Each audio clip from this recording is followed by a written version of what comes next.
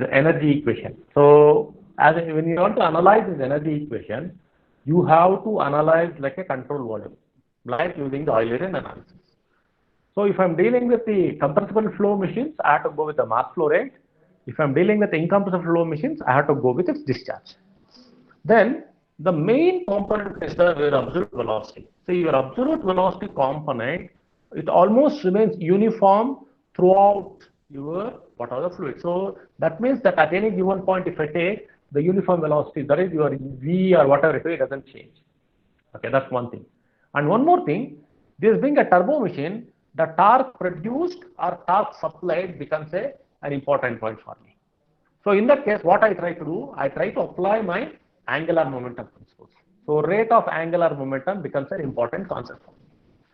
So to do that, actually, to analyze this Euler equation, what usually we try to do, actually, we try to take this a turbo machine with a hub and tip, actually. So this is the hub is my inside diameter and tip is my outside diameter. Now, once I have this kind of a machine, I'll try to see if this is a hub, I'll try to construct a right angle triangle. How I can do that, actually? From the axis point, I'll take the corresponding radius. So this is my hub, okay, and this is my tape, okay. This is my hub and tape, actually.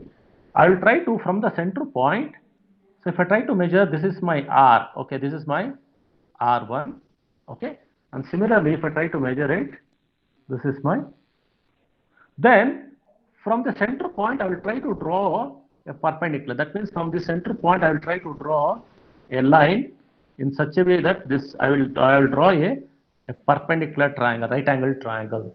Similarly, here also I will try to do it. And similarly, I will try to draw one line which is exactly perpendicular to it. So this is right angle triangle. Okay, I call this as L2 and I call this as L1. Why it is, actually? Because in case of, maybe you might have seen that if you are doing some experiment in your lab and all, if I have some kind of a machine, maybe some kind of a torque measuring machine, what we try to do, actually, I do have a pulley arrangement, okay. I will take, see, if I'm trying to apply the weight like this, the weight applied, so it is the distance, see, it is the vertical distance is what I am trying to look into it. So force into that particular distance. With that in consideration, I will try to take this distance, L1 or L2.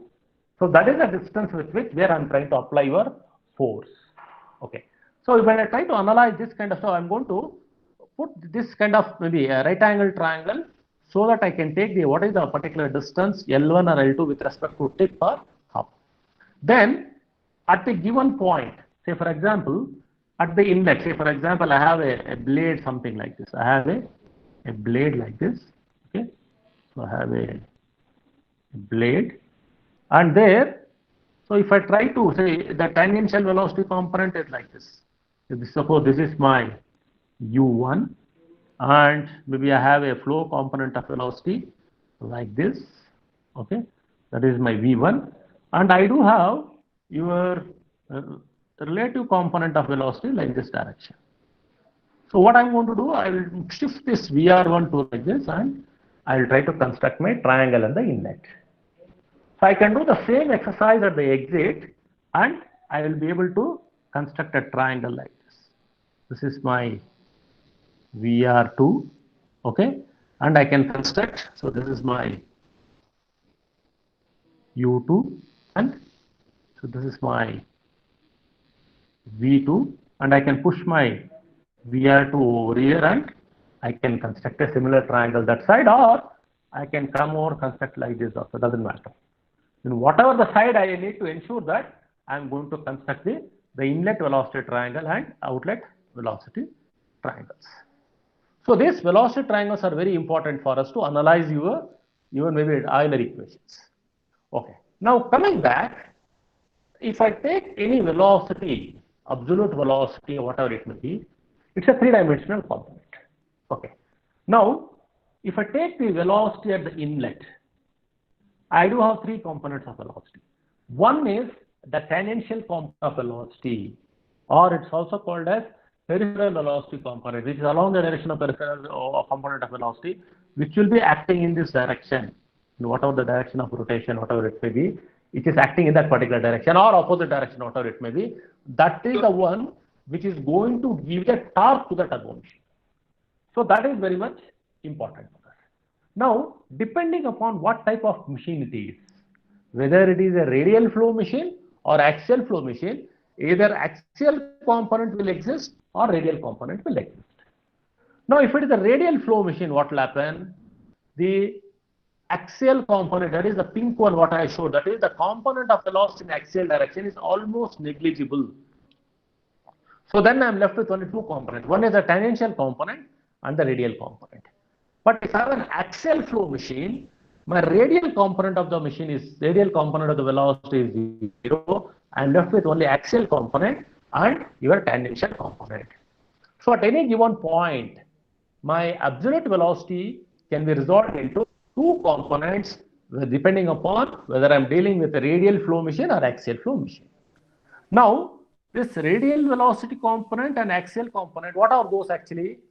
Those are components of velocities in the flow direction. Okay. So if it is radial flow machine, it's the radial direction. If it's an axial flow machine, it's an axial direction. So the flow is in the axial direction or radial direction, depends upon the type of machine that I'm trying to consider. Now, with that as the basic thing, whether I'm trying to analyze your whole turbo machine as a common thing. Whether I am analyzing a radial flow machine and axial flow machine, I'm not going to write a radial axial component or radial component. I'm going to call it as a flow component. Okay. Now, depending upon where exactly the flow is happening, whether the flow is in axial direction or in the radial direction, I should be able to analyze it.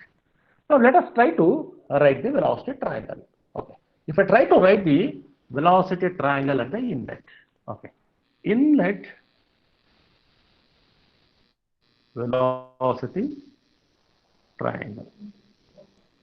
I'm trying to write it separately. Okay. What are the components of velocity? I do have your, I'm trying to write it big actually. I do have my U1. Okay. Then I do have, this is my V1. Okay. Then I have my VR. This is my VR1. So if I want, I can resolve my components of velocity V1 into two components. One is VF1 and the other one is VW1. So I do have this many components of triangle at the inlet. So as I told that you have a flow angle which is called as an alpha and the blade angle which is beta 1. So this is my inlet velocity triangle. So whatever I have written here, this one I have written over here representing all the components. Now what about my outlet velocity triangle? The outlet velocity triangle, it will be very similar to it depending upon energy levels. Either it will be bigger or smaller compared to your left. So if I try to write it, so this is my triangle, that is U2. Then I have my V2. Then I have my VR2. Then I have the component of V2. This would be my VF2. And I have my VW2. Then if I try to, this is my alpha 2, this is my beta 2. So these are the velocity triangles at the inlet exit. Now let us try to obtain the expression for it, the equation for it. So if you want to try to do it actually, as I told that I am going to use the momentum principles, that is Newton's second law. So from the Newton's second law, what is it actually?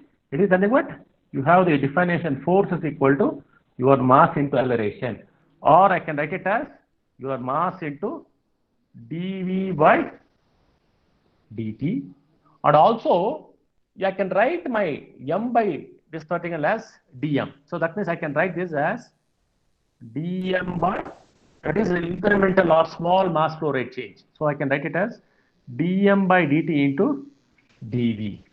What is this m by dt or dm by dt? I can call it as mass flow rate. I can call it as mass flow rate, that is m dot into dv. I am calling this as equation number 1. So m dot is my mass flow rate. What is the torque actually? The torque produced, that is T is equal to, you have your force into displacement or distance covered, whatever it may be. Force into distance. Okay. Now, if you try to look into it, what is the force actually? What is the force you have here? The force is your m into the corresponding velocity. What is the distance? Distance is your L1 and L2. If you go and see, your distance is your L1 and L2. So I can write, this is the difference actually. This is the difference. I can write this as actually your m dot into your V2 into L2 minus V1 into L1. Okay. Now let me call this as equation number 2. This is my torque. So as I told that, I am trying to construct a right angle triangle here at the inlet and exit. So one right angle triangle I have here, okay, and I have one more right angle triangle here. So if you look into the right angle triangle, what is the angle it's making? This is alpha 1. So this is my alpha 1. That means if I try to look into this particular right angle triangle, this is your alpha 1. Yeah, alpha 1. And I do have alpha 1, alpha 2 at the exit for the bigger triangle. So I do have alpha 1 and alpha 2 for this triangle. Now if I try to analyze this actually, what is your cos alpha 1? Cos alpha 1 is equal to your L1 divided by R1. Okay, your adjacent side divided by your maybe hypotenuse. So I can write, so from the right angle triangle, I can write from the right angled triangles, I can write cos alpha 1 is equal to L1 by R1, or I can write L1 is equal to R1 cos alpha 1. Similarly, cos alpha 2 is equal to L2 by R2, or I can write L2 is equal to R2 cos alpha 2. So I call this as equation number 3. Now substitute for this L1 and L2 from this equation 3. Okay, if I try to substitute, what will happen? Therefore, substituting for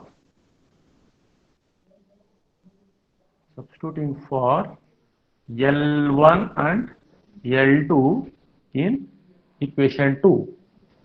So what I'm going to get actually, I'm going to get the torque is equal to your m dot into your V2. So this will be your R2 into cos alpha 2 minus V1 into R1 cos alpha 1. Okay. Now, if you try to observe this thing closely, what is R2 cos alpha, R1 cos alpha?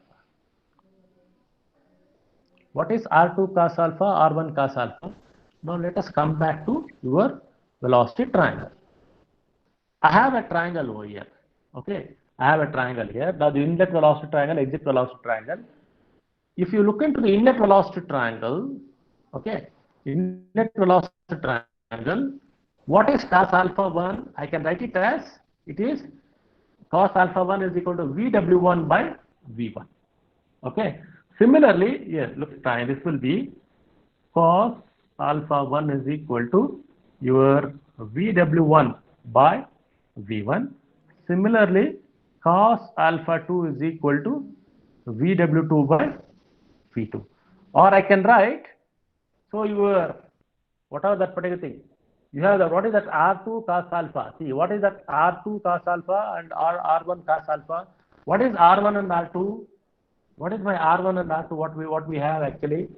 R1 and R2. So those things are actually your, see, you have your V2 cos alpha and V1 cos alpha. What are those? So this I can write as, see, your, it's actually, it's only the V2 cos alpha to V1 cos alpha. Okay.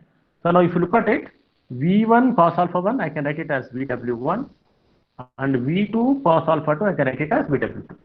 So that's what I'm going to write. I'm going to write this as torque is equal to your m dot into V2 cos alpha 2, I'm writing it as VW2 into R2 minus V1 cos alpha 1, I'm writing it as VW1 into R1. So I got an expression in terms of your whirl velocity and the radius. Fine. Now, so let me call this as expression number 4.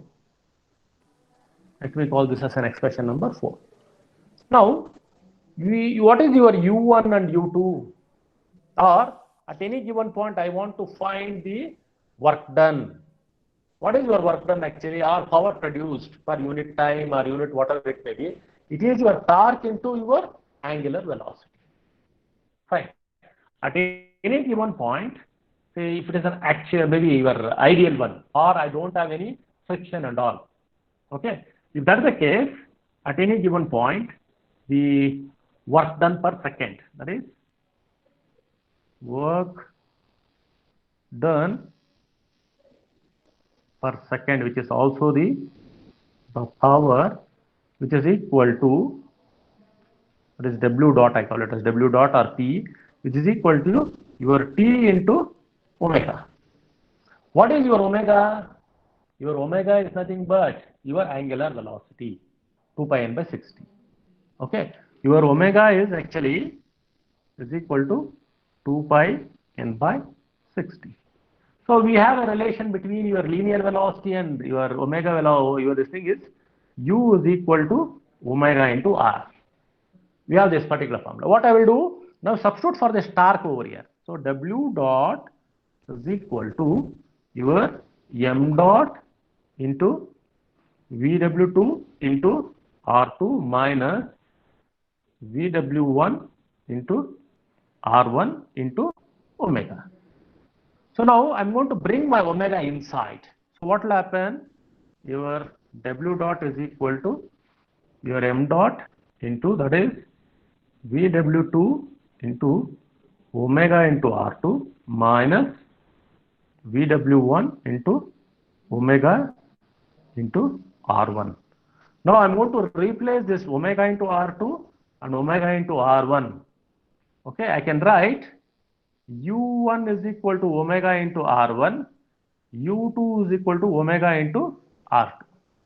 So in that case, what will happen to your power or work done per second is equal to OW2 into U2 minus VW1 into U.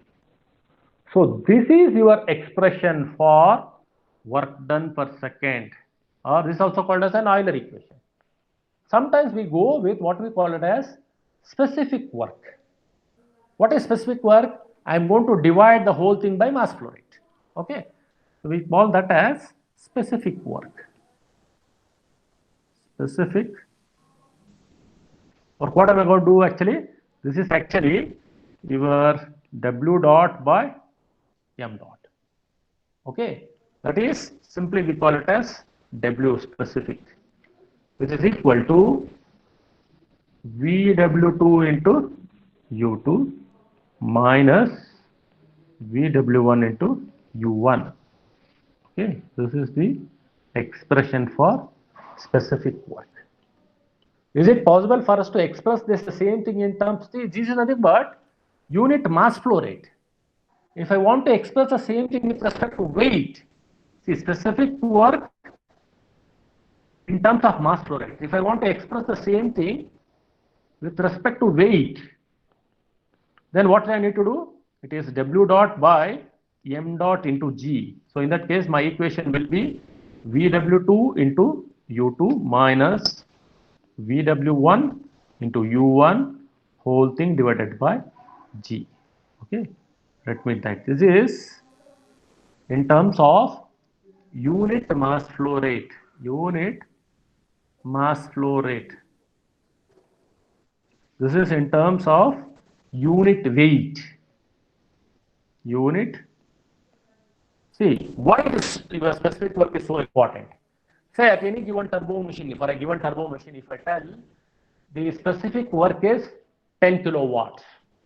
So whether I'm running the turbo machine on oil or gas or steam or water, my specific work remains the same. Are you getting? So the specific work remains the same. See, this is specific work remains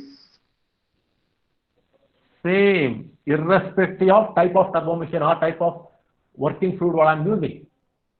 But actual power will, because I'm trying to multiply the mass flow rate, because mass flow rate m dot is nothing but your rho AV. See, whenever I tell m dot, it is rho AV. That means I'm going to bring in my density factor. So specific work is independent of the density of the fluid. Let me write that also. It's a note actually. It's an important note. So specific work of any machine is independent of the density of the working fluid. Density of the working fluid. So for any given impeller or any turbo machine running at a given speed, specific work will remain same for a gas or a liquid, or maybe whatever maybe the viscosity of that particular, if it is the viscosity effects are almost neglected. We can call like that. So that means your specific work is very, very important. When someone asks you to calculate the specific work, actually, it is independent of the given type of a fluid machine. Now, same, look at the same, this is the Euler expression. Whatever I have now, this is the Euler expression. That is VW2 into U2 minus VW1 into U1. So this is our Euler expression. Now, see, 2 and 1. What is this 2 and 1 actually? 2 is at the higher level and 1 is at the lower level. That is what's happening. It's a, what I have derived is for a compressor or a pump. But what will happen if it is for a turbine? It will be VW1 into U1 minus VW. So higher minus lower. So that my W is always positive. That's how you have to look into that. So there are some special cases which you have to look into it. So one special case is actually if I have an axial flow machine. Okay, there are some special cases. So one special case is actually your axial flow machine. So in axial flow machine, we know that your D1 is equal to D2 is equal to some mean diameter D. Okay, D1 is equal to D2 is equal to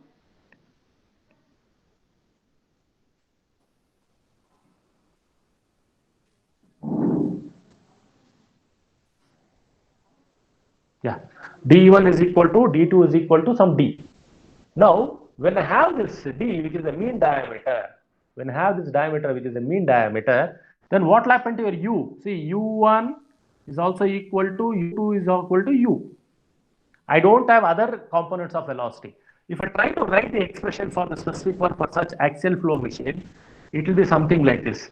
So it will be VW2 minus VW1 into U. I do have a single component of velocity. What is this actually? This is my delta VW. So the difference between your your VW2 and VW1, we call it as the delta VW. What is the delta VW? It is the change in work component of your velocity. Okay. There is a case, there are certain cases actually. Where, what are those cases actually? Those cases are, so we have another case. So we have another case where the work component at the exit is 0. What do you mean by work component at the exit is 0? The work component means I don't have your VW2 at the exit. What is this VW2? VW2 is the component of velocity which is at the exit of the machine. Okay. Now the second case, let me look into it. So I don't have the work component at the exit. That is, your VW2 is equal to 0. What is it actually? If I try to write the velocity triangle, so this is how the velocity triangle looks like.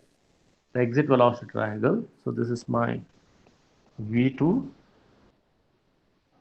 So this is my, I'm trying to draw the triangle. This is my VR2. This is my U2. So this is my VF2. And this is my VW2. What does it mean by it actually? My VW2 component is 0. That means this component is not existing. I don't have any tangential component there. There is only there is only the flow component. So what will be the corresponding triangle? The triangle will look for that condition. The triangle will look something like this. That is, your V2 is equal to VF2, and I have my triangle will become something like this. So this will be your U2, your alpha 2, sorry, your alpha 2 is almost 90. This is my beta 2. This is my VR2. So I have my alpha 2 is almost becoming 0. What is it actually? The flow is entering. The flow is almost entering radially or axially, depending upon what type of machine what I'm looking at. So if my VW2 is equal to 0, that means my alpha 2 is exactly 90 degrees. So what will happen for this condition? You can see that what is happening to your U2. So you have your U2. For this condition, if I try to write my W is equal to VW2 into U2 minus VW1 into U1. Okay. Now, here what's happening here? If you try to look at it actually, this is what's happening to your VW2? VW2 is almost 0. So this is the condition what happens if it is for a turbine. So if it is for maybe for a compressor or something, your inlet component, see this is what I'm speaking is for a turbine. So equation will be something, sorry, it will be the equation will be VW1 into U1 minus VW2 into U2. So then this component, that is, this will become 0. I am left with only VW1 into U1. What is this actually? See, if you try to closely observe, higher energy level minus lower energy level. That means for a turbine, what's happening? Fluid is entering from outside to inside. So 1 will be, 2 is for a compressor, will be a 1 for a turbine. So it will be VW1 into U1. What about if I have for a compressor? If I try to look at the similar way, that we call it as no entry. So here, if VW2 is equal to 0, we call this condition as no whirl exit. What is it actually? I don't have any twisting something happening over there. Whirl is nothing but it's a twisting. So it becomes a right angle triangle what I'm trying to get. So if I try to analyze it for a special case for a compressor or a fan or whatever it may be. So what will happen? For this case actually it will be inlet triangle. So my triangle will be something like this. So this will be V1, my triangle, what it used to be. So the regular one will be U1, VR1, This will be my VF1, VW1. This is how the triangle looks like. So for this case, what will happen? For a compressor or fan, my VW1 is equal to 0. That means no one inlet. So what will happen to the triangle? The triangle will become something like this. It becomes simple right angle triangle like this. It becomes a simple right angle triangle like this. This V1 is equal to VF1. This is my alpha 1, U1, and this is my VR1. This is my beta 1. This is alpha 1, beta 1. So what will happen to the equation for this? It will be VW2 into U2 minus VW1 into U1. So your VW1 is 0. I am left with only VW2 into U2. So now, depending upon whether, see, there are cases where VW2, see, for this condition, if suppose beta 2 is 45 degrees, then your VW2, so your V, so then what will happen to your VW2? See, I have conditions where your VW2 is also equal to U2. So those cases also we will look into it. But for this kind of a condition, we'll be having these situations. Okay. Once we have seen this actually, this is an Euler equation. There is an alternate form of getting this Euler equation. Okay. This is the regular Euler equation for, see, what is it actually? Let me write it. The Euler equation for Euler equation for first one, that is for a compressor or a fan or blower, whatever it may be. The equation will be W is equal to VW2 into U2 minus VW1 into U1. It is for a radial flow machine or a radial flow machine. So W is equal to VW2 minus VW1 into this thing if it is an axial flow machine. Okay, an axial flow machine. Now for a turbine, it will be something like this. Your W is equal to VW1 into U1 minus VW2 into U2 for a radial flow machine. And there also your W is equal to VW1 minus VW2 into U for an axial flow machine. So this is the very simple general Euler equation for a compressor and a turbine. Okay, is it clear? Any clarifications, any doubts?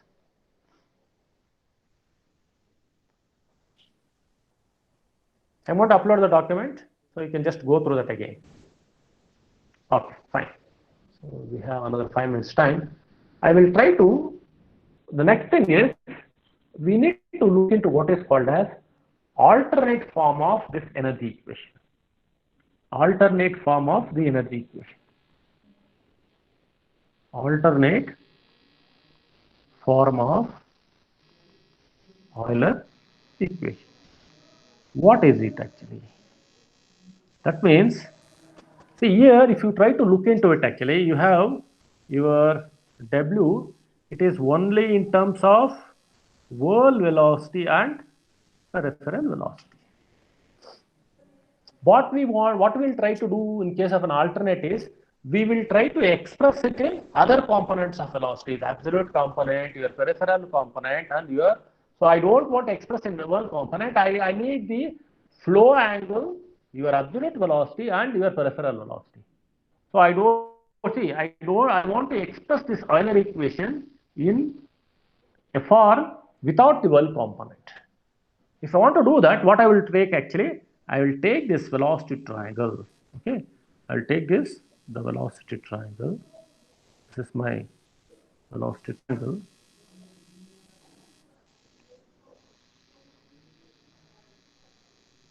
Okay.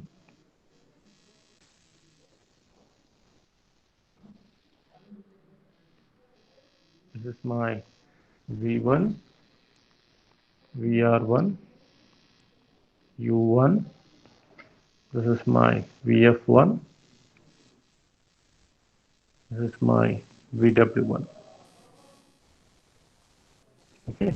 This is my alpha 1 and beta 1. Okay. Now look at this. What is this cosine rule? So now I'm going to apply the cosine rule. So I can apply the cosine rule with respect to the both inlet as well as outlet. So now I'm not going to do it as V1, V2 also. I'll generalize this. So just I'll call it as alpha, BW, U and beta. I'm going to apply the cosine rule in the general. Applying the cosine rule for the velocity triangle.